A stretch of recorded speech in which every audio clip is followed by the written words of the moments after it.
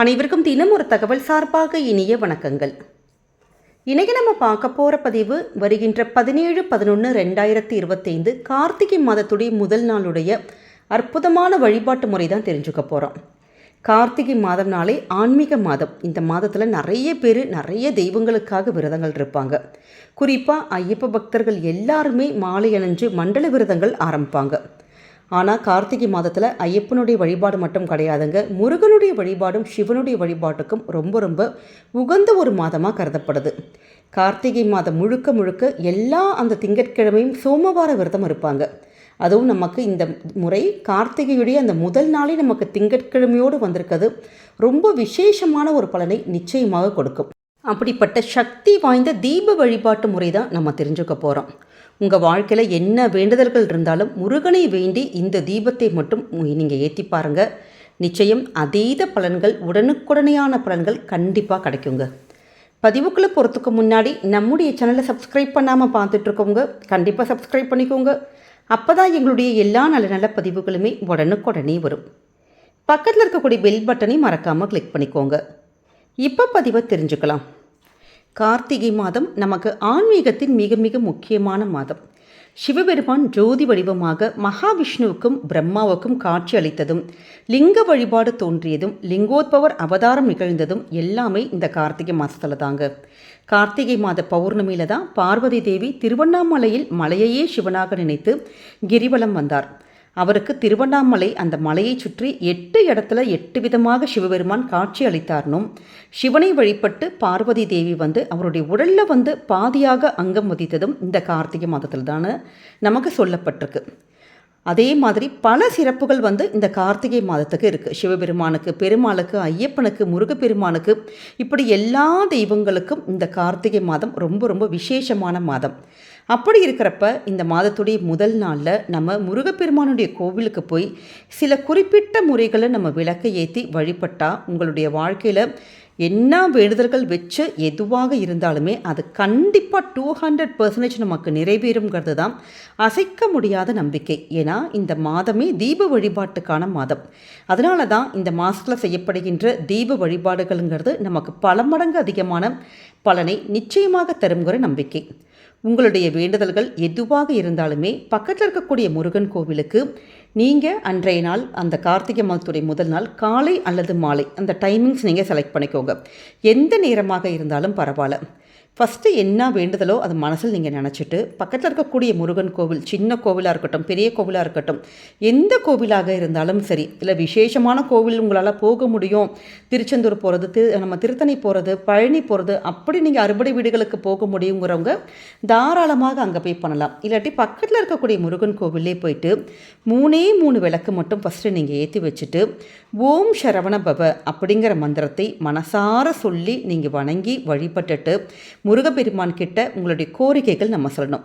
அதற்கப்புறமேட்டு முருகனுடைய அந்த கோவில் ஆலயத்தை 9 முறை சுற்றி வழிபடணும். இப்படி நம்ம செய்வதன் மூலமாக நம்ம வைக்கக்கூடிய வேண்டுதல் உடனுக்குடனே நடக்குங்கிற ஐதீகம் இருக்குது. அந்த ஏற்றக்கூடிய இந்த 3 விளக்கு நல்லெண்ணெய் விளக்காகவும் இருக்கலாம், நெய் விளக்காகவும் இருக்கலாம். இது கார்த்திகை முதல் நாளுங்கிறதுனால நெய் விளக்காக நீங்கள் அங்கே ஏற்றுறதுங்கிறது நமக்கு நல்ல ஒரு பலன்கள் கண்டிப்பாக கிடைக்குங்க. அதனால் 3 விளக்கு மட்டும் ஏற்றி வச்சுட்டு 9 முறை நீங்கள் சுவாமியை அந்த கோவிலை அந்த பிரகாரத்தை வலம் உங்களுடைய கோரிக்கைகளை முருகப்பெருமான் கிட்ட வைங்க. அடுத்ததாக நிறைய குடும்பத்தில் நம்ம முருகப்பெருமானுக்குன்னு வேண்டப்பயே நம்ம குடும்பத்தில் திருமண தடைகள் எல்லாம் நீங்கணும் அப்படின்னு சொல்லிட்டு நம்ம நிறைய வேண்டுதல்கள் இருக்கும் ஒவ்வொரு குடும்பத்தில். அப்படி திருமண தடை நீங்கணும் அப்படின்னு நீங்கள் ஆண்களாக இருந்தால், அதாவது ஒரு பையன் வீடு ஒரு மாப்பிள்ளை வீடாக இருந்ததுன்னா நீங்கள் சம்மந்தப்பட்ட அந்த பசங்களையே வச்சுட்டு இந்த ஒரு விளக்கை ஏற்ற வைக்கலாம். அப்படி அவங்களால முடியல, அவங்க ஃபாரின்லலாம் இருக்கிறாங்கன்னா அவங்களுடைய பெற்றவர்கள் நம்ம இந்த தீபத்தை நீங்கள் ஏற்றலாம். அப்படி திருமண தடைக்காக இந்த ஆண்களுக்கான ஒரு எளிமையான தீப வழிபாடு என்னன்னா, முருகன் சன்னிதியில் 5 விளக்குகள் ஏற்றிட்டு அந்த கோவிலை 9 முறை நீங்கள் சுற்றி வரணும். இப்போ பொம்பளை குழந்தைங்களாக இருக்காங்க, பெண் குழந்தைகள் பெண்களாக இருக்கிறாங்கன்னா அதே மாதிரி சொன்ன மாதிரி தான் நம்முடைய பசங்களால் முடியும்னா நம்ம தாராளமாக நம்ம பசங்களை வச்சு தீபத்தை ஏற்ற வைங்க.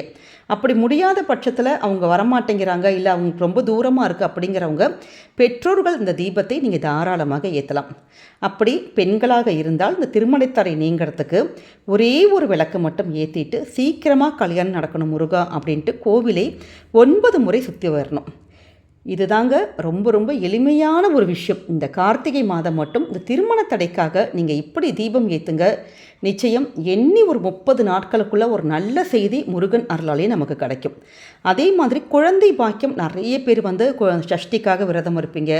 நிறைய விரதங்கள் இருந்து நிறைய முருகன் கிட்ட நிறைய நம்ம வேண்டுதல்கள்லாம் வச்சுருப்போம். அப்படி குழந்தை பாக்கியம் எங்களுக்கு வேணும் அப்படிங்கிறவங்க கணவன் மனைவி 2 பேருமே சேர்ந்து தம்பதியாக முருகன் கோவிலுக்கு போயிட்டு 3 விளக்குகள் நீங்கள் ஏற்றிட்டு நம்ம முருகன் பிரகாரத்தை 6 முறை சுற்றி வரணும்.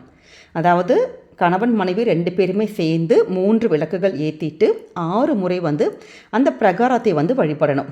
அப்படி நம்ம இது மாதிரி செய்கிறப்ப அதாவது திருமண தடைக்காக இருக்கட்டும், குழந்தை பிறப்புக்காக இருக்கட்டும், இல்லை வேறு ஏதாவது வேண்டுதல்கள் எதுவாக இருந்தாலுமே சொல்லக்கூடிய சக்தி வாய்ந்த முருகனுடைய மந்திரம் ஓம் சௌம் சரவணபவ ஸ்ரீம் க்ரீம் க்ளீம் க்ளௌம் சௌம் நமக. ஓம் சௌம் சரவணபவ ஸ்ரீம் க்ரீம் க்ளீம் க்ளௌம் சௌம் நமக. இந்த ஒரு மந்திரத்தை நீங்கள் முருகனுடைய மூல மந்திரத்தை 3 முறை இல்லாட்டி 6 முறை அப்படி சொல்லி மனசார சொல்லி நம்ம வழிபடுறப்ப முருகனுடைய அருளானது நமக்கு என்றைக்குமே பரிபூர்ணமாக கிடைக்குங்க. முருகன் கிட்ட வைக்கக்கூடிய எந்தவித கோரிக்கைகள் நீங்கள் எது வச்சாலுமே அது நிச்சயம் விரைவில் நமக்கு நடக்குங்கிற ஒரு நம்பிக்கை. இது வந்து இப்போ சப்போஸ் இந்த பதிவை தாமதமாக பார்க்கலாம், இல்லாட்டி கார்த்திகை முதல் நாள் எங்களுக்கு பெண்களுக்கான பீரியட்ஸாக இருந்தது, இல்லை வேறு ஏதாவது கமிட்மெண்ட்ஸ் வெளியூரில் இருக்கோம், இல்லை எங்களால் பண்ண முடியல அப்படிங்கிறவங்க இந்த கார்த்திகை மாதத்தில் வரக்கூடிய செவ்வாய்க்கிழமையில் சஷ்டியில் கார்த்திகை நட்சத்திரம் அன்னைக்கு அப்போ இந்த அந்த வழிபாட்டை நீங்கள் செய்யலாம். இப்படி நம்ம செய்வதன் மூலமாக கண்டிப்பாக முருகனுடைய அருள் கிடைக்கும். நம்முடைய கோரிக்கைகள் எல்லாமே நடக்குங்க.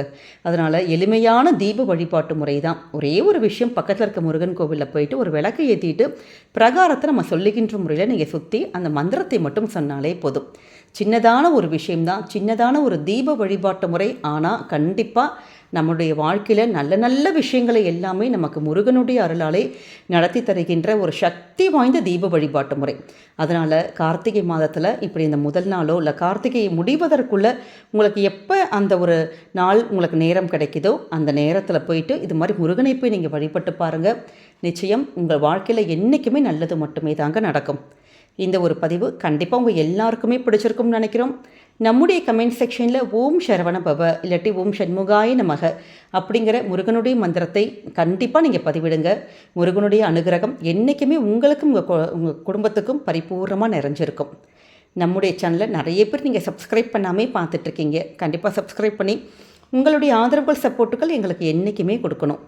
மீண்டும் ஒரு நல்ல பதிவோடு உங்களை சந்திக்கிறோம். நன்றி, வணக்கம்.